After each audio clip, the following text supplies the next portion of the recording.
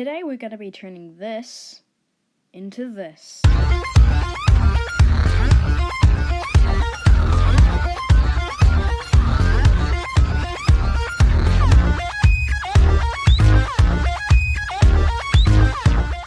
So here I've got my footage that I've created. So what we're going to do is we're going to make a composite shot and call it lightsaber video. Okay.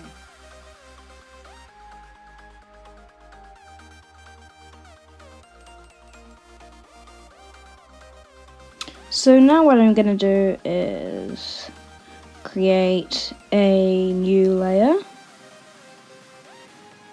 and make it plain and make it black and call it lightsaber effect. So this is where the fun begins. So now go into the effects tab and get the lightning and electricity effect and place it on the lightsaber plane.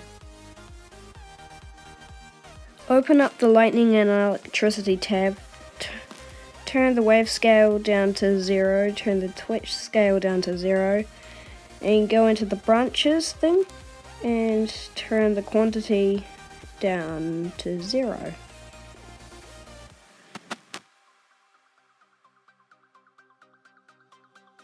Over here, go into the layer properties and turn the blend mode to add.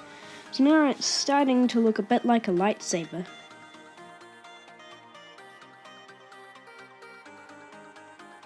Now get the points in line with the actual lightsaber.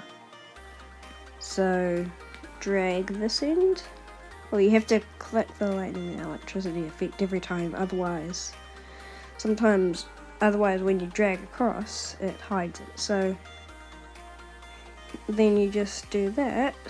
So then it's not looking exactly right though. So what you need to do is you need to just do this first. What you need to do is go into the start and point and make the width go up a bit until it covers the whole lightsaber. And then go into the end part and put the width up as well. So then it's starting to look a bit more like a lightsaber.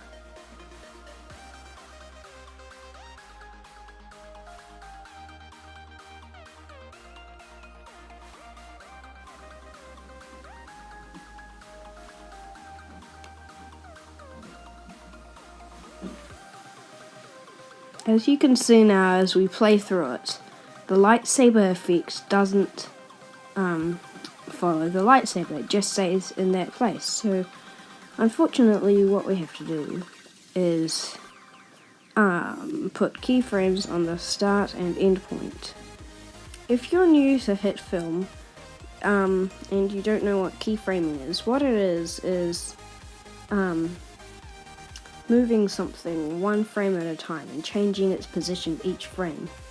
And it gets quite tedious, so yeah, I will fast forward over this part.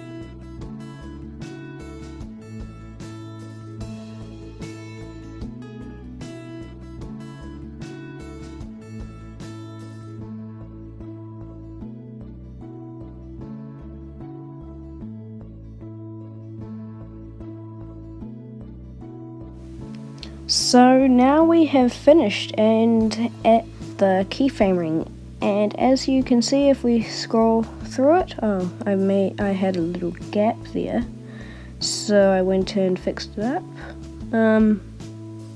Yeah, that keyframe there I didn't do well on, so I can go and fix that now. So I just need to move it back to where it should be. Easy as that. So what we can do now is, as you might have seen, it's not actually perfectly in line, and that's because the width changes, but we haven't keyframed the width. So what we need to do is go here and yeah, you see that? So what we're gonna do is we're going to keyframe the width, because as you can see, so we're gonna go on both parts and turn the width keyframes on. And we could probably already do a little bit because it wasn't perfect at the start.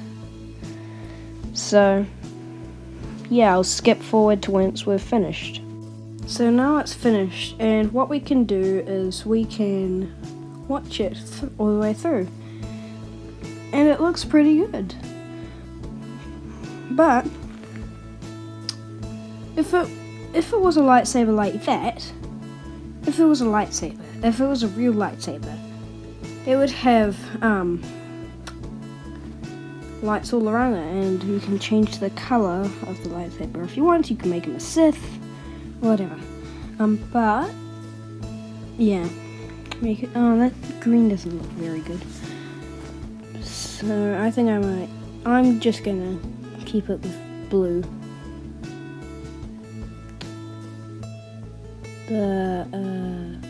Okay, I'm testing colors apparently. Okay.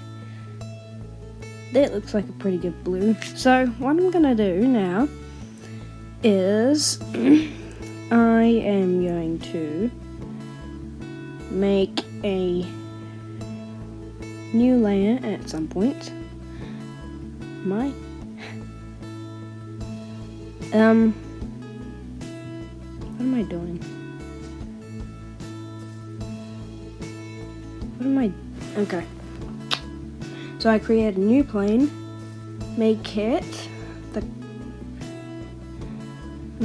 call it lightsaber glow, because what it's going to do is it's going to be like the light bouncing off it. So make it that color, which is a similar color to the lightsaber. Make it invisible at the moment.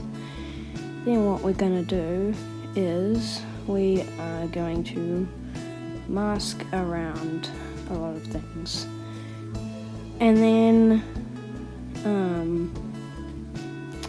we're going to keyframe it. So I'll see you when it's finished, and boom, it's done. So now we can play through it, and you can see that it glows. Oh, also I forgot to mention, so two things. I forgot to mention how you do the mask. So you go into the mask settings and you click transform and then path, and then you can do all the keyframing. Then what you want to do is you go into the what is it called again? After the path there is so after transform this shape and turn the feather strength up. So that's all. So I'd like to thank you all for watching, and I'll see you in the next video. Bye.